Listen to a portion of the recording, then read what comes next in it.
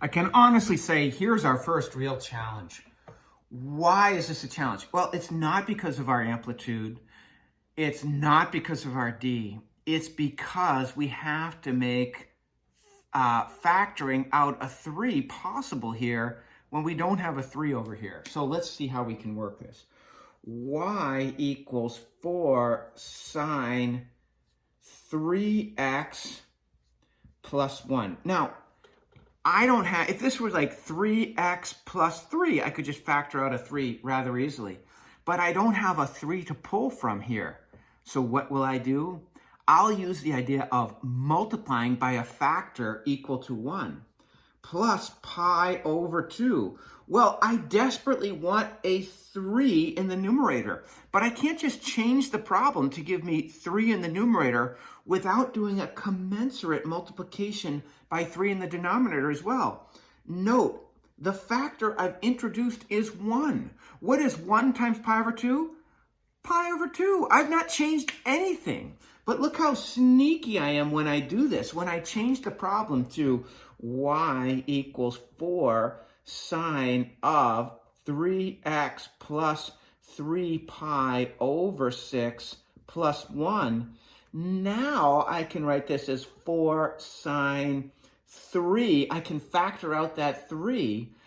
X plus, well, I took out this 3 and this 3. What's left? Pi over 6 plus 1. You know what? I think I did it right. 3 times x is 3x. 3 times pi over 6 is 3 pi over 6, which simplifies to pi over 2. I've changed nothing. And now that allows me to say, well, our amplitude is 4. Because it's a positive sign, I'm going 0 max, 0 min, 0. My B is 3, so my period is 2 pi over 3. I'm going to be to the left pi over 6 and up 1 because my D is 1. So what's a little bit tricky is to do our start and stop. Start, well, we know we're going to be at 3 times x plus pi over 6 equals 0. Multiply both sides by 1/3 gives us x plus pi over 6 equals 0. So x equals negative pi over 6. That's where we're starting. Well, that matches up with what we thought we would get, right? Because we said we're going to shift to the left pi over 6. And where are we stopping this? Well, one way to figure out where you're stopping is take negative pi over 6 and add the period to it, 2 pi over 3. It should match up with what we get for a stop. Let's see, 3 times x plus pi over 6 equals 2 pi. I'm going to divide both sides by 3 and I get x plus pi over 6 equals 2 pi over 3.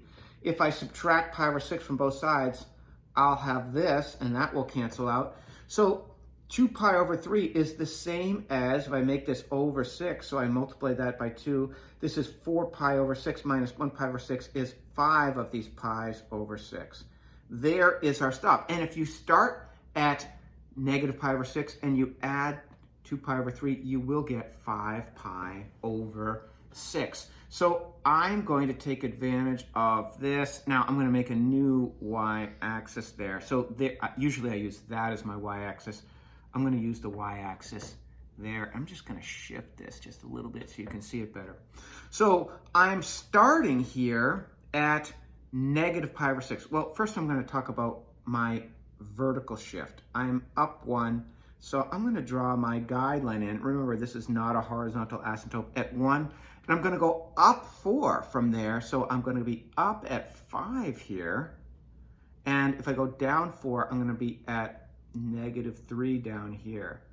So I've got my negative 3, I've got 1, and I've got 5.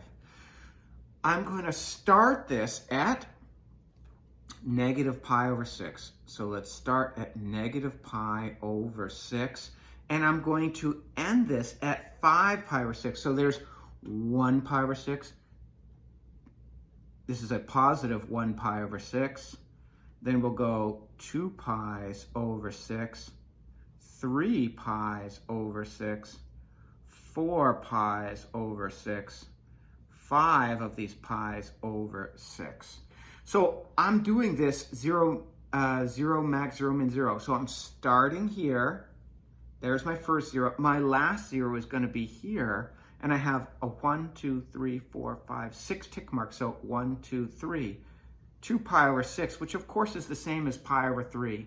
If I wanted to, I could make this, it's easier for me because I'm just going to erase and write that as 1 pi over 3. It's the same as 2 pi over 6. So this is a 1, 2, 3. So halfway through is going to be a little bit tricky here. Halfway between my 0 and my 0, I'm going to have a max point because it's a positive sign. And halfway between these two zeros, I'm going to have my min point. Well,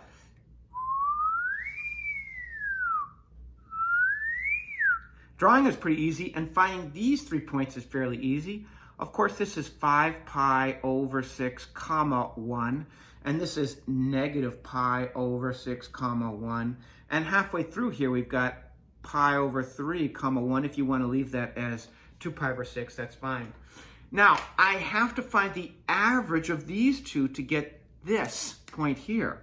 So negative pi over 6 plus, this was 2 pi over 6 divided by 2 will give us pi over 6 divided by 2. Now careful, keep, change, flip. Pi over 6 times, that's 2 over 1. 1/2 gives us pi over 12. So this is pi over 12 comma 5. And similarly, I have to do some math here to figure out what this x coordinate here is.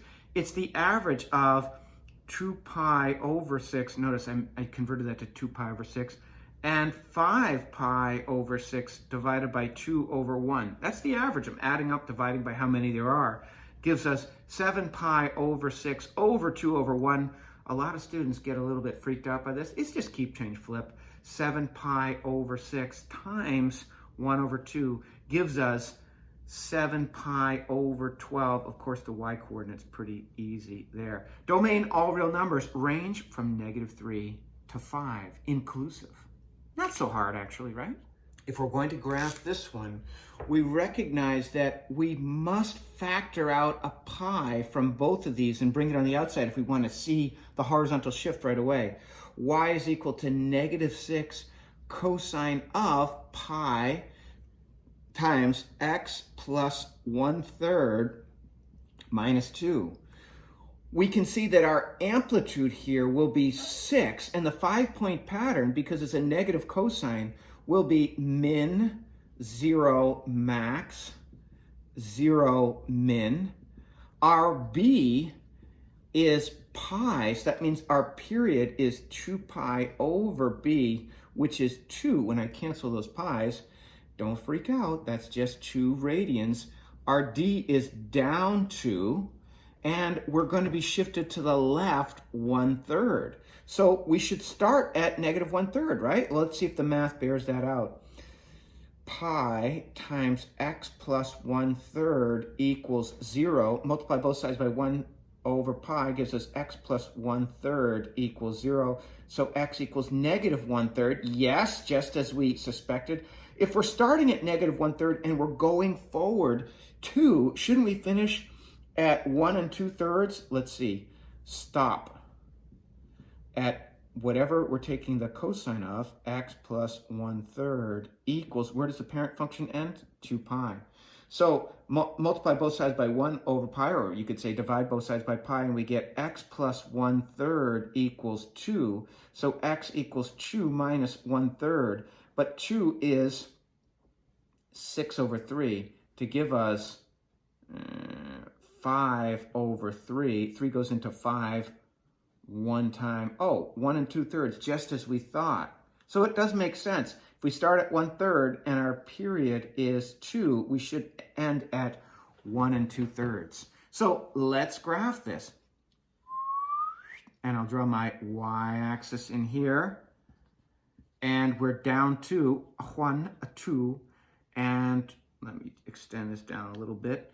If we're down 2, here is -2. I'm going to go down 6, so here is -8. If I go up 6 from there, I'm going to be at 4. So here are our guidelines. These are not horizontal asymptotes. I just want to know where my midline, my max line, and my min line are going to be. From there, I say this is min 0, max 0, min because it's a negative cosine function. Sorry, I didn't do that originally. Let's put the negative back over here just to make sure we know that it was supposed to be negative. So we're going to be min 0, max 0, min. I'm sorry, we're starting at 1/3, right? So here is 1/3, and we're going to start down here at 1/3. All right? So if we're, oh, sugar. I'm starting at negative 1/3, my bad. Negative 1/3. That's why I extended this out. Here is our start point. All right, I got it correct now. But let that be a model to you. Always be double checking, triple checking. I move to the left.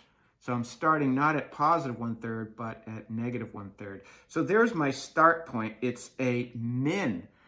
I just figured out what that min is. I'm going to go out to 1 2/3. So here is 1/3. Here is 2/3. Here is 3/3. Here is 4/3. Here is 5/3. That's where we said we were going to stop, 5/3 or 1 2/3. So halfway between those, a 1, a 2, a 3, a 4, a 5, a 6. So a 1, a 2, a 3. So at 2/3, we've got our max point.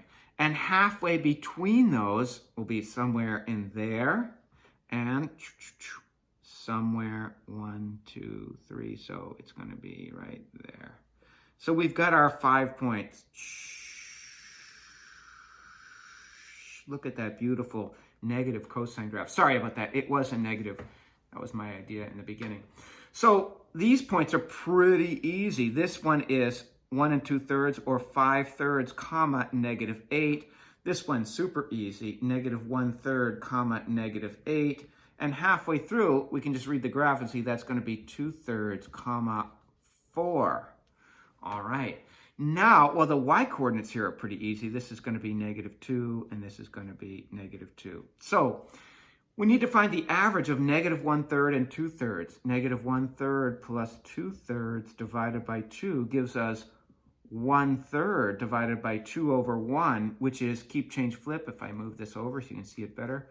Keep, change, flip is 1/3 times 1/2 or 1/6. So I just found this 1/6 here, and I can do some more math to figure out the average of my max and my min point here. That's the average of 2/3, which is the x-coordinate here, plus 5/3 divided by 2 over 1, which will give us 7 over 3 over 2 over 1, which is 7 over 3 times 1/2, which is 7 over 6. So not so bad.